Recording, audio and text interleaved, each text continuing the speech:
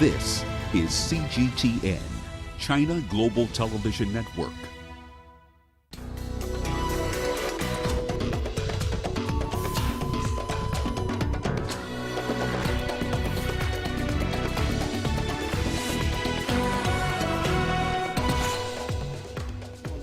One of the world's greatest footballer, Diego Maradona, has died of a heart attack. The international community calls for calm as the deadline for Tigrayan fighters to surrender before Ethiopian forces strike the region's capital. And a new initiative seeks to rally Africans to be more vigilant against contracting COVID-19 amid fears of a deadlier second wave. Hello and thank you for joining us on Africa Live. I am Peninah Karibe and Uche joins me now with a sneak peek of what's coming up in business. Thanks, Peninah. And here's a look at what's coming up on Africa Live Biz. Ghana records a trade surplus for the first 10 months of the year. And Nigeria's manufacturing sector grows for the first time in 7 months. Of course, all that coming up within the program. For now, it is back to Peninah. Thank you, Uche.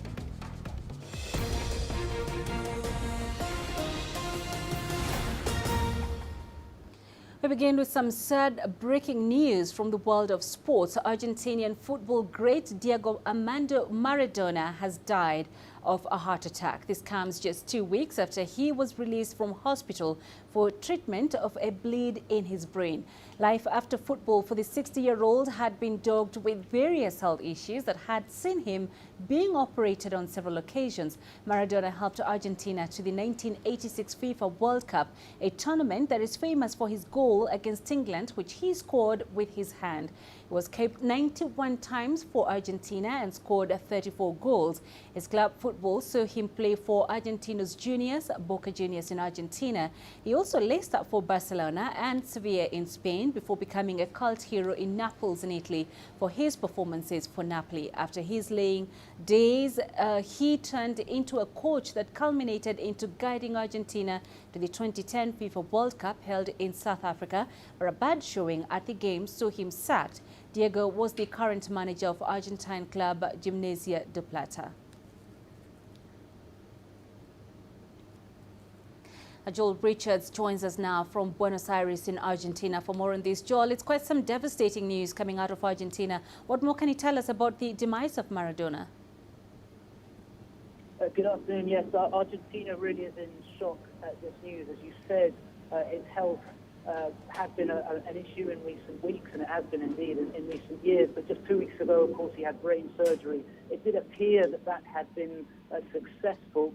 And then as news broke this afternoon that he had a heart attack at his home just to the north of Buenos Aires, fears were very quickly confirmed. As you said there, he died aged 60. He just turned 60 just a couple of weeks ago. And there we saw people from the world of football, all nationalities, all ages, sending messages to Maradona, just giving a real sense of how loved and how important Diego Maradona was. The Argentine president, Alberto Fernandez, said he is saddened and devastated and has called 3 days national mourning. I believe that football this weekend will be suspended here in Argentina as well. But the accolades are beginning to come in really from around the world. As we mentioned, Maradona was not just a sporting legend, but off the field as well. He had many problems, but he was also widely loved. And really, what any Argentine will tell you is that wherever they went in the world, the country was known because of Diego Armando Maradona. He's possibly more famous than the Pope.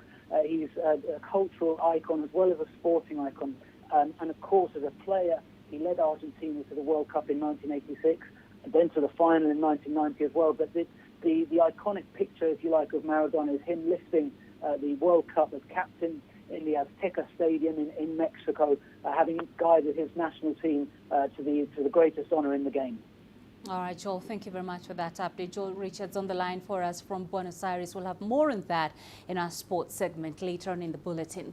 Now let's head to the conflict in northern Ethiopia. The international community has called for calm, but the country's Prime Minister, Abiy Ahmed, says he rejects what he described as outside interference. The UN Security Council has also held its first meeting about the 3-week-old conflict, a deadline set by the national government for fighters in the Tigray region to surrender expires today. The Tigray People's Liberation Front is refusing to surrender, and the federal government is adamant that once the deadline expires, it will move in immediately and finish what it describes as a law enforcement mission. Meanwhile, authorities have made a final call to citizens in Tigray and those inside Mekelle city to cease their cooperation with the leadership there. The people of Tigray and the people of Mekelle now must understand that it's high time to say enough is enough, and then to save their lives, to save the city, to save the region, because the forces are actually known to hide their armaments and some of their instruments to say they actually had in their control.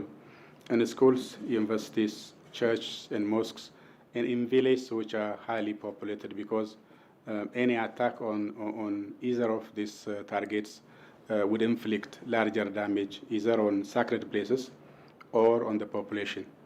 Given the facts that how they destroyed Aksum Airport, then we have enough reason to be afraid that they would do the same to derelict and also to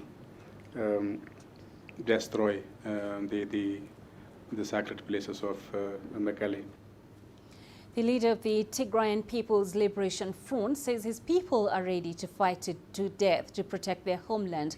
Earlier, we spoke to CGTN's Grim Chala for more details of the latest developments. In the north, the Ethiopian Infantry Force, the mechanized forces, and the Air Force itself are in high alert. We have heard that in several directions, the Tigray regional state capital, which is also a very strategic military location for them, is encircled. Tanks and other machine guns are pointed at that city at the moment. And the army is said to be waiting for the final call from its authorities to engage with the TPLF special force and militia in that city. So we know that the Tigray regional state in general terms at the moment is calmer than few days before or few weeks before, as the Ethiopian National Defense Force have controlled almost all of the locations in that city, several important cities as well, than the Mekelle city itself. So the 72 hours ultimatum, as you've said, is ending in the next few hours, and we are expecting that war might continue, and that is called the final offensive by the Ethiopian government. In the city of Maikanda, which is in the Tigray regional state, and after the Ethiopian National Defense Force retaliatory measures were taken, the Tigray regional state affiliated young men who are also armed have murdered people because of their ethnic backgrounds. According to the report, the killings made against ethnic Amharas and ethnic Agos now count to 600 people. So this is called perhaps a crime committed against humanity, and can even be called a crime, a war crime, according to the Ethiopian Human Rights Commission. So this is highly condemned by several organizations across the world, governments, and more specifically the Ethiopian government as well. So this is what we know, but this is just a preliminary report, and more can be coming out in the coming few days about this incident. Around 8,000 Ethiopians in Rakuba camp in eastern Sudan are in urgent need of aid. Many are fleeing the fighting in the Tigray region. Humanitarian agencies say the situation remains dire and are appealing for funds to bring urgent supplies to those in need. Tulisha Balala has more. Humanitarian agencies have been setting up in Rakuba. They are trying hard to assist the thousands of people in the camp, which is already over its capacity. Help us so that we don't die. We came from war. We were scared we were going to die from the war, and we came here. We don't want to die of hunger or diseases. If they're going to help us, they need to help us quickly. The Norwegian Refugee Council is providing cash assistance and setting up learning centres for children using supplies from the area. But the operations have not been easy. So sudden was the displacement. Many are missing family members. They were separated or understood that they're dead. Unfortunately, people have come in all sorts of conditions with absolutely nothing. No money, no more clothes, no food, no contact with people. And it's caught everyone here off guard to help. Officials here say over 40,000 refugees have come since the fighting started. But if hostilities in Ethiopia don't cease, authorities predict that 200,000 people could arrive in the next 6 months. This Sudanese state is not ready to handle these huge numbers. The country is still dealing with the aftermath of flooding, which displaced millions, and the coronavirus pandemic, which has put a lot of strain on funds. We are absolutely not ready. We are having massive difficulties with supplies, with medicine. We don't even have enough medicine for the citizens. It is essential for massive interventions from the United Nations High Commission for Refugees and all international humanitarian organizations to deal with catastrophic situation that is getting worse day by day. The United Nations has appealed for $200 million to help with the crisis. And the Norwegian Refugee Council is working on interagency appeal to receive more funding. One of the biggest concerns is the spread of disease in the camps. The refugees are suffering. Among them are many diseases. We are scared that diseases like cholera will spread. We are scared of the spread of many diseases like, for example, malnutrition could happen because of the lack of proper nutrition for the refugees. Global aid agencies have been distributing aid, but it's not enough for the thousands of people in the camp. Many wait in long lines only to walk out empty-handed. Thuli Shabalala, CGTN. To Somalia, where opposition candidates have formed a joint council with elections around the corner. Pressure has been mounting on the government to make changes to regional and federal electoral committees. From Mogadishu, CGTN's Abdulaziz Bilu has more. In a rare show of unity, presidential aspirants have been meeting in the capital, Mogadishu, to express their opposition to how the federal government plans to conduct the upcoming parliamentary and presidential polls. Former presidents, regional leaders, a former prime minister, and other top opposition candidates have agreed to form a joint council with the hope of opposing President Mohamed Abdullahi Farmajo's re-election bid.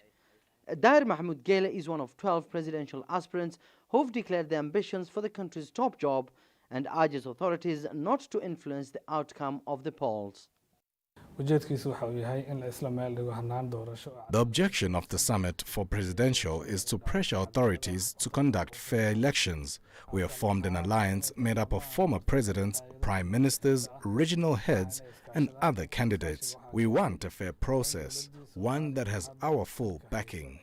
The council has picked former President Sheikh Sharif Sheikh Ahmed as its chairman, with Hussein Halane, a former finance minister, as the Secretary General. The opposition is accusing the Electoral Committee of bias, claiming it's made up of presidential aides and intelligence officials, a claim the federal government has denied. We have met with youth representatives, clerics, women groups and the international community. We have outlined our concerns ahead of elections. We don't want any delays to the process, but the objective has to be a transparent vote. In September, leaders failed to agree on how to conduct a popular vote in the country. Instead, an indirect model was agreed upon that involves clan elders and electoral delegates, ending a 2-year stalemate between the central government and regional administrations. Analysts now warn that failure to agree on the electoral committee might see the opposition pull out of the electoral process. The concern by the opposition and other presidential candidates is the inclusion of civil servants and pro-government supporters in the technical committee tasked with the electoral process. Unless there's an amendment to the committees, it's likely the opposition will boycott the whole process. The election of members of parliament and senators is expected to kickstart in early December, followed by a presidential vote in February 2021. For now, it's unclear whether the vote will go according to plan or whether or not the opposition will boycott the highly anticipated presidential vote. Abdulaziz Bilo, CGTN, Mogadishu, Somalia. Chinese President Xi Jinping has congratulated Joe Biden on his election as U.S. president. The Chinese leader addressed the future of China-U.S. relations in his message, saying their sound and steady development would serve the fundamental interests of the two peoples and meet the common aspirations of the international community. President Xi went on to say that he hoped the two sides would uphold the spirit of non-conflict and win-win cooperation. Meanwhile, Chinese Vice President Wang Qishan also sent a message to Kamala Harris on her election as U.S. Vice President. Chinese Foreign Minister Wang Yi has just arrived in South Korea. He was in Japan earlier Wednesday to meet with Japanese Prime Minister Yoshihide Suga. It was the first visit by a high-ranking Chinese official since Suga took office in September. Wang Yi met his Japanese counterpart on Tuesday. They agreed issues relating to cooperation on trade and pandemic control. Our correspondent Terence Terashima has more on Wang Yi's trip in Japan.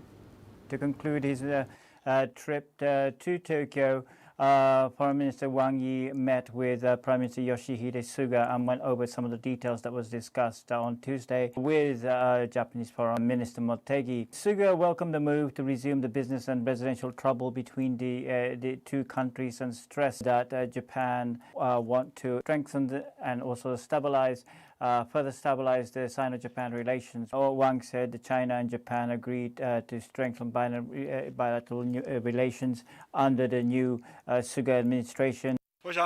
I think it's very important to say that after the change of power in Japan, Sino-Japanese relations, as the most important relationship between the two neighboring countries, have achieved a smooth transition. Moreover, the two sides reached an agreement to continue to improve and develop bilateral ties. As I said in the recent telephone conversation with President Xi, the stable relationship between the two countries is important not only for Japan and China, but also for the region and the international community. And I would like to fulfill our responsibilities together. They mentioned working towards the 50th anniversary of the normalization of bilateral relations and cooperations with the Olympics that's going to be held in Tokyo and Beijing next year and the year after. Both countries reaffirm the cooperations and directions of the economic cooperations that they will have in the future, and will have a high-level working talks next year. Time for us to take a quick break. Still ahead on the program. A new initiative seeks to rally Africans to be more vigilant against contracting COVID-19 amid fears of a deadlier second wave. And the International Day for the Elimination of Violence Against Women is marked amid rising cases of gender-based violence. I try to not let it affect me, but there are days when it does. I'm a human being, and to see patients in a hospital bed and their family members are not there, there's no one there to hold their hand, that human touch, you know?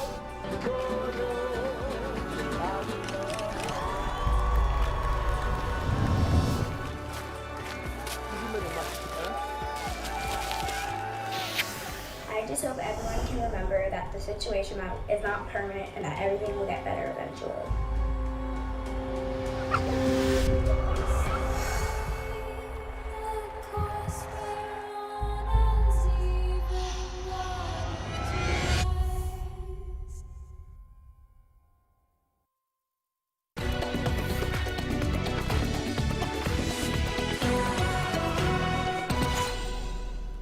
The African Union has launched the Africa Mask Week. It's a campaign aimed at raising more awareness about wearing masks to stop the spread of COVID-19. The Africa CDC says the continent, which currently has over 1.4 million cases of the virus, is experiencing a second wave of new infections, partly because people are more reluctant to implement public health measures. Coletta Wanjohi reports. In Ethiopia's capital, Addis Ababa, mask wearing is becoming a norm for some people. At many such taxi pickup points, the drivers of taxis have taken it upon themselves to encourage people to observe COVID-19 regulations. But they say it is not easy. Some of our people are not wearing masks, so we need the government to help on this. We can't force people to follow guidelines. Maybe police should help us to enforce the restrictions. As countries in Africa ease up restrictions on COVID-19 prevention measures, many citizens are also relaxing. The Africa Centers for Disease Control and Prevention says recent data shows in all parts of the continent, mask wearing is declining. We are really beginning to be concerned that many countries are not enforcing the public health measures, including masking, which is extremely important. Wearing of masks appropriately and in a sustained manner is as effective as any vaccine that will come into the theater of response. The public health body has launched Africa Mask Week. The campaign encourages individuals and organizations to post photos and speak out on the importance of wearing a mask. The African Union says wearing a mask is becoming the duty of every citizen. We indeed are expected to fulfill that duty, all right, by wearing a mask, because that is an expression not only of a sense of responsibility and therefore a show of you caring for others, but also it is also a manifestation that you expect others to care for you as well. According to the Africa CDC, more than 40 African countries have enacted policies on mandatory use of masks in public, but there are challenges with compliance to those policies. The Africa CDC says that mask wearing should be combined with physical distancing and hand washing for the COVID-19 preventive measures to be effective. The Africa Mask Week campaign is also challenging leaders to show a good example by consistently promoting mask wearing and by wearing a mask in public. Coletta Wanjohi, CGTN, Addis Ababa, Ethiopia. Meanwhile, Zimbabwean authorities are concerned about COVID-19 infections in schools, which have reached 149. There are fears that lack of adequate testing could trigger a further spike. Farai Mwakutuya reports. One school has been shut down after 145 students and teachers tested positive for the coronavirus, and another where there are 10 suspected cases is being investigated amidst growing concerns that schools are not equipped to contain the pandemic. What is mainly behind it is, first of all, the lack of teachers at school. Teachers on strike, so there is no one to enforce COVID-19 prevention regulations. And secondly, the lack of support in terms of financial resources to implement the COVID-19 regulations. The Ministry of Health produced a very good document on ways to prevent COVID-19 and safe reopening of schools. On paper, the document is fine, everything there is okay, but that has not been supported financially with resources. Authorities have acknowledged some of the constraints. Deliveries are a bit slow of some of the PPEs, but they are being distributed. We are pleased with some of the schools, particularly the boarding schools, but obviously there are other schools where there's a bit of challenge here and there. It could be a water challenge, or it could be a resource challenge where they probably do not have face masks, enough or adequate face masks, and this is when parents chip in, they give their children face masks to come to school. Some think the return was premature. The threat is not over. We should have waited until the new year for children to go back to school and repeat the current academic year. The longer they stay in school, the greater the risk to them and others. What most schools are doing is simply testing temperatures when students arrive at school, which may be ineffective in detecting infection. And so therefore schools may be unknowingly spreading COVID-19. As we have seen with COVID-19, people whose immune system is strong, especially the young ones, they might get the mild form of infection. They'll just get very little to no symptoms at all. So the probability is higher that someone might get COVID-19 but develop very few symptoms, and they might not know that they have COVID-19 because testing is also limited. Zimbabwe is experiencing a resurgence in COVID-19 cases, which has led to calls for tightening of lockdown restrictions. Farai Mwakutuya, CGTN, Harare, Zimbabwe.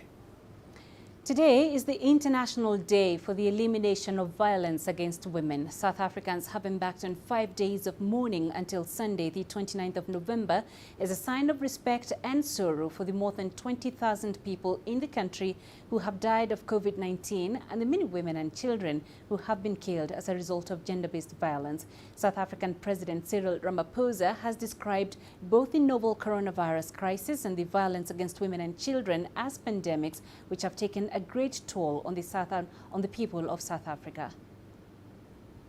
One of the first South African frontline workers to die of COVID-19 was Western Cape's senior nursing sister, Peninah Benjamin. Her family and friends were devastated, but comforted by the fact that she had died doing what she loved most, trying to heal her patients. But for the Tsipa family, the pain and anger over the loss of their loved one is still raw. 35-year-old Nasiselo Tsipa is alleged to have been murdered by her abusive husband during the COVID-19 lockdown. Protesters gathered outside court to call for him to be denied bail. The court heard that Nasiselo, who had feared that her husband would kill her and their 15-year-old son, had applied for protection orders against him in 2019 and again this year, just weeks before she was murdered. The alleged wife killer showed little emotion as the state prosecutor urged the court not to grant him bail. She told the court that the accused had told friends that he intended to kill his wife by breaking her limbs, setting her alight and dumping her body. And that's exactly the way her charred remains were discovered in a shallow grave 2 days after she disappeared from the family home. I'm so hurt. I am very, very hurt about what happened to my niece because she was a very, very good person in the family. And right now, all we know is that she'll never return back to the family. All we want is justice. All we want is for the accused to rot in jail. He must be convicted. During lockdown, most people were at home due to the regulations. So you'd find that the perpetrators and the victims would be spending a lot of time at home together. So that is why the opportunity presented itself. And one of the most common offenses that you found was the child sexual offense, because also the children, they were not going to school, and most commonly you do find that the perpetrators are people who are very close or related to them, especially also in domestic violence and intimate partner violence. South Africans will wear black armbands and flags across the country will be flown at half-mast until Sunday, the 29th of November, as a sign of determination to fight both pandemics, COVID-19 and the senseless acts of violence against women and children. We call upon all South Africans to demonstrate their solidarity and to do this in remembrance of our countrymen and women, in recognition of the grief that we share as a nation. Renette Alcom, CGTN, Cape Town, South Africa. The 15th G20 Leaders Summit recently concluded with global leaders meeting virtually to address how they were going to tackle the ongoing COVID-19 pandemic, as well as finance the development and deployment of a vaccine. Chinese President Xi Jinping's keynote speech was highly appreciated by economists in South Africa. Let's listen to what some of them had to say. Many countries at the G20 have shown support for multilateralism. I think this is where the G20 really adds value to the global conversation by showing coordinated action by the major economies. So I think what President Xi mentioned in terms of a multilateral UN-focused, UN-anchored global economic system is very important. President Xi always emphasizes win-win, and I think that's very important because, as the African continent, we do come from a history where trade has often been unbalanced and extractive. So we do want to go towards a system where it's win-win.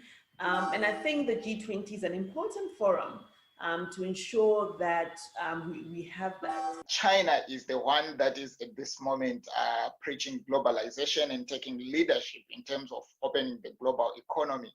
It's quite fascinating, and the principles that President Xi articulated at the G20, I think they are much in sync with the interests and what a lot of developing countries are saying, that they are calling for a level playing field globally. A migrant who endured the treacherous voyage from Senegal is now working as a nurse in Spain. Here's CGTN's Joy Kiruki with that report. Baye Babacar Diouf, a 33-year-old Senegalese, now works in a Spanish hospital caring for COVID-19 patients. His 10-day journey to reach European shores entailed a 4,500-kilometer trip across the Mediterranean.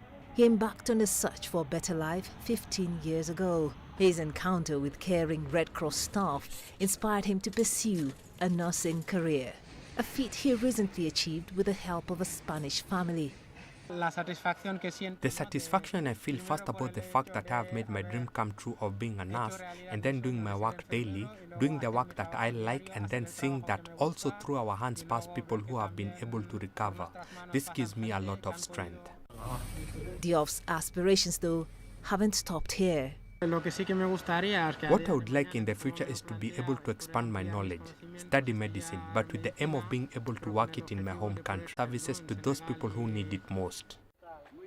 Diouf's fortunes changed when he met Juan Gil, whom he now refers to as his father. Diouf was cleaning dishes at a bar. Gil needed some refurbishing work done at his home. Soon, Diouf became a regular visitor at Gil's home. Gil's mother had died recently and his daughter had moved out. As my daughter said when I told her that Maya was lucky, we were the lucky ones with him. Well, the thing is, I told him, and it's been a while, I will adopt you and that's it. I said, let's look into it and how we can do it, and I adopted him. The stability has enabled Diouf repay his debts and send some money home to his relatives. He has also been able to register an NGO, Sunugaal, which means Our Fishing Boat, and aims to offer youth in Senegal an education. It is true that all this migration journey that I have had to go through, I don't wish it on anyone because it is quite difficult and complicated. Now I am where I am, but I wish that all or most of us could have the same opportunities that I have had.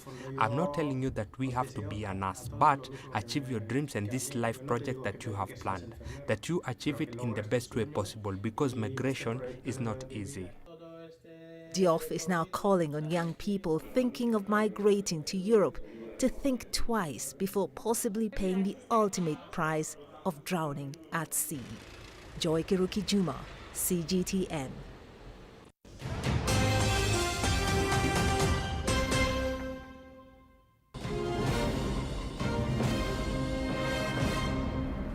Let's now remind you of our top stories. The international community has called for calm in northern Ethiopia, but the country's Prime Minister Abiy Ahmed says he rejects what he described as outside interference.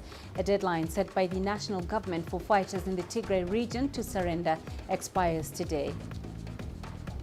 The African Union has launched the Africa Mask Week. It's a campaign aimed at raising more awareness about wearing masks to stop the spread of COVID-19. The Africa CDC says the continent is experiencing a second wave of new infections, partly because people are more reluctant to implement public health measures. And Chinese President Xi Jinping has congratulated Joe Biden on his election as U.S. president. The Chinese leader addressed the future of China-U.S. relations in his message, saying their sound and steady development would serve the fundamental interests of the two peoples and meet the common aspirations of the international community. It's time now to catch up with the latest in business news. Let's get more from Uche. Thanks, Peninah. And coming up on Africa Live Biz. Ghana records a trade surplus for the first 10 months of this year. And Nigeria's manufacturing sector records growth for the first time in 7 months. Africa is the nexus of enterprise, and global business will tell you why it matters. From the mega investment projects to multi-billion-dollar mergers and acquisitions. Africa today collects, just in terms of revenues from taxes alone, $545 billion a year. If you take 10% of that and you devote it to the energy sector, problem solved.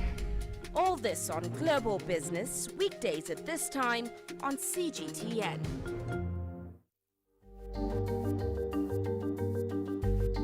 Africa Live. Find your voice.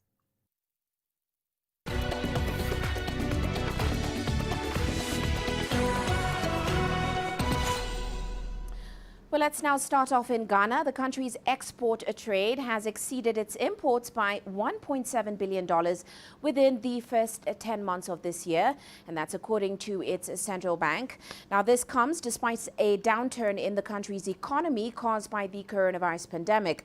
Economists are projecting revenue from the West African nation's exports to increase further by the end of this year. Here's CGTN's Nabil Ahmed Rufai with more from Accra.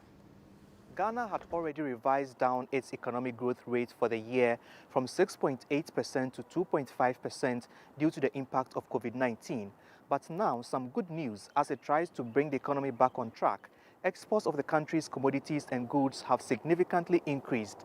The Bank of Ghana says export trade, which exceeded imports by $1.7 billion recorded within the first 10 months of this year, is bigger than what was achieved during the same period last year of $1.2 billion. The central bank says non-traditional exports such as handicrafts, processed or semi-processed agricultural products have contributed to the increase in revenue.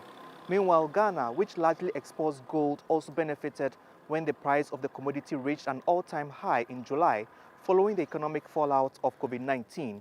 The country secured $5.72 billion from gold exports and $1.81 billion from cocoa exports, higher than what was recorded in the same period last year.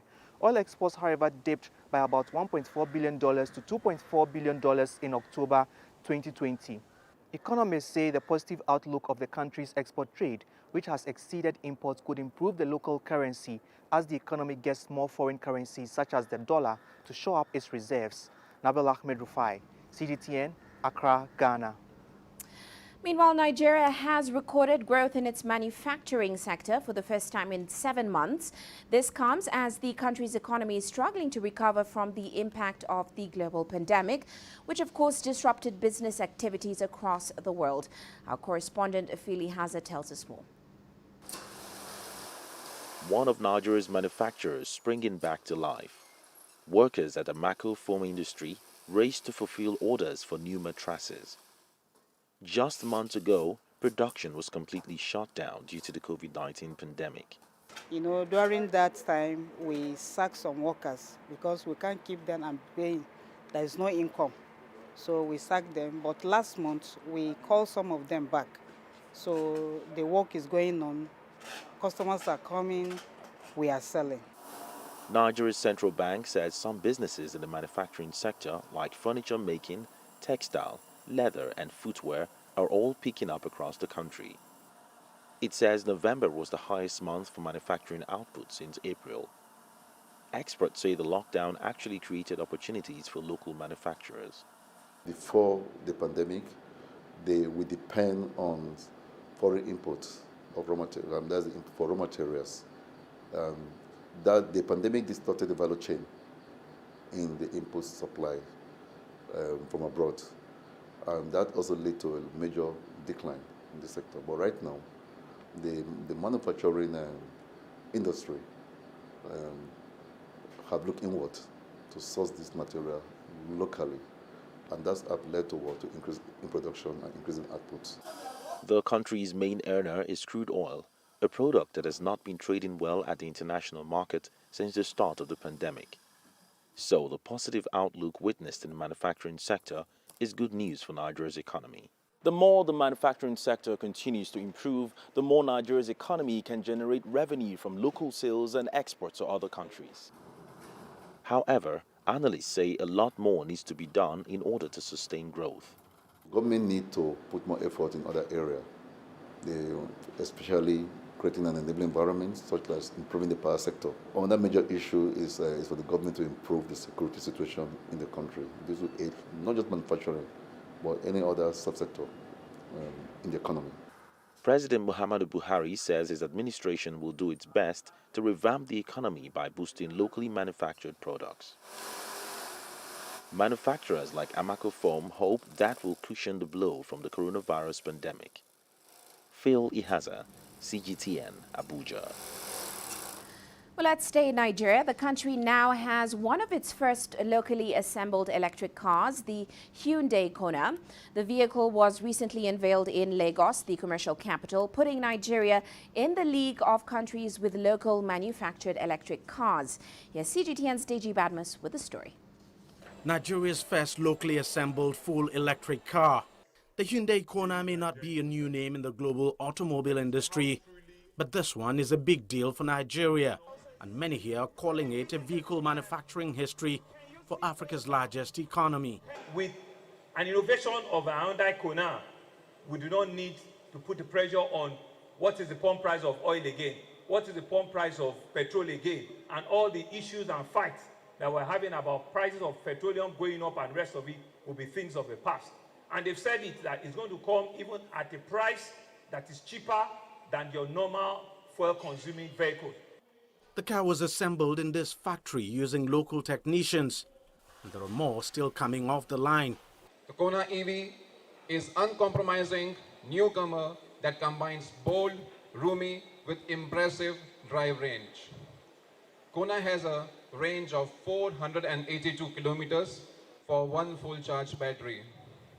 It takes 9 hours, 35 minutes to charge the Kona battery from 0 to 100%.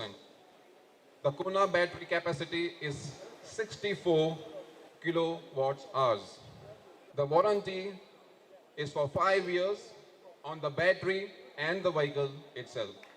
At a cost of 24 million naira, which is around $63,000 based on the official exchange rate, the compact SUV doesn't seem cheap. But the makers say when compared to a fuel-powered car of the same range, the cost of operation is about 50% less, and that most importantly, it reduces the global carbon footprints. The city's authorities are already making plans to ensure the car gets a good reception. We're going to be creating different charging points in the city so that people will not give the excuse and say that because I don't have electricity. We're going to be partnering with some fuel stations. We're going to partner with strategic locations of some eateries where we'll have dedicated charging points so that by the time we're rolling out this car in large numbers, people have opportunities of where they need to charge. The launch of the car comes at a time when the government and labor unions in the country are locked in a battle over the increase in petrol price. It's a never-ending battle that has raged for decades, but the electric car might just be the final solution. And as more people here go electric, the debate of petrol price will die a natural death. Deji Badmus, CGTN, Lagos, Nigeria.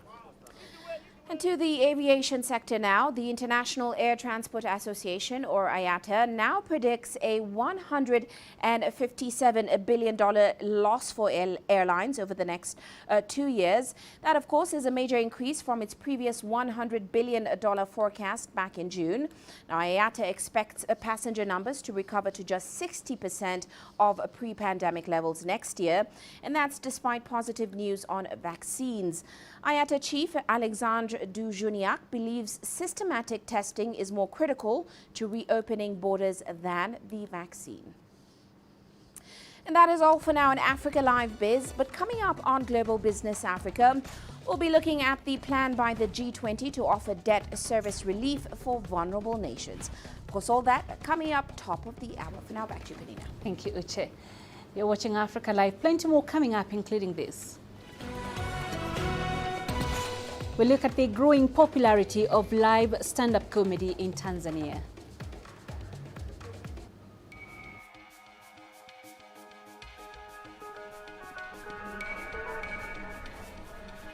You're watching breaking news on CGTN.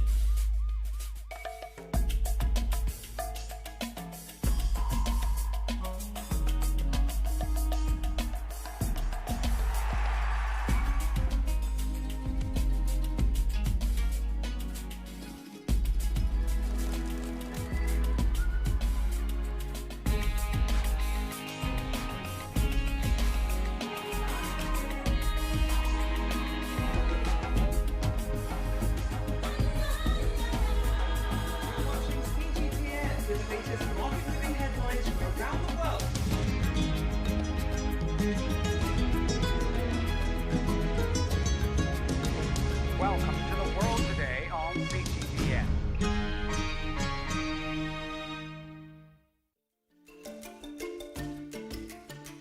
Africa Live. Find your voice.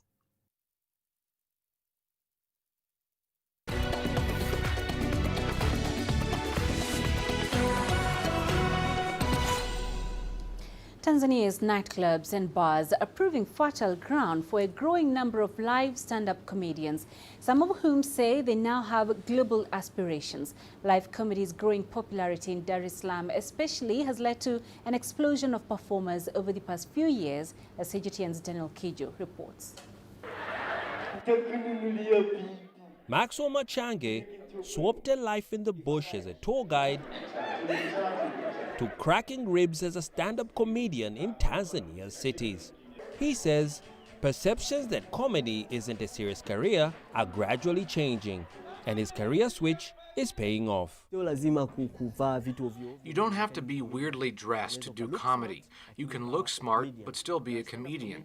And a stand-up comedian has to be someone who studies a lot, reads materials, is updated on trends. Not just a comedian, we read and study. We watch the news and are updated. It's an intellectual thing too. The stand-up comedy scene has grown significantly over the last 3 years. 5 years ago, there was just one well-known comedian, Evans Bukuku. But now, Dar es Salaam alone boasts about 100. Maxwell has his own regular gig called the Night of Laughter, but is also part of an ensemble called Watubaki. And the 10-member crew is now taking Dar es Salaam by storm despite the challenges. We're in the investment phase where you put in a lot and you don't really see much in return because we have to grow the market. It's always about the market. Who can buy? Who's watching you, you know? So if you cannot, you might have a good idea, you know, you might be doing good things, but if there is no market for that, you're not going to expect sponsors and stuff because at the end of the day, it's business. Tanzanian comedy pioneers like Evans Bukuku from Punchline, Koi Mzungu from Chekatu and others have inspired a recent wave of upcoming comedians. Christina Rogat is proud to be one of a handful of female comedians. It's because most are afraid of being embarrassed. They think they won't be funny. Maybe men would find me weird. They should stop being scared and just try. This stuff is beneficial and really nice. Along with a live event, Watubaki has partnered with TV stations and other platforms in a bid to grow, and they're hoping the industry will only grow in strength. As stand-up comedy continues to see a steady rise in Tanzania, many comedians in the country have an eye to reach a bigger audience. Platforms like this are trying to pave the way for raw talents to expand first into East Africa and then to the rest of the world. Daniel Kijo, CGTN, Dar es Salaam. And coming up in sports, Robert Levitt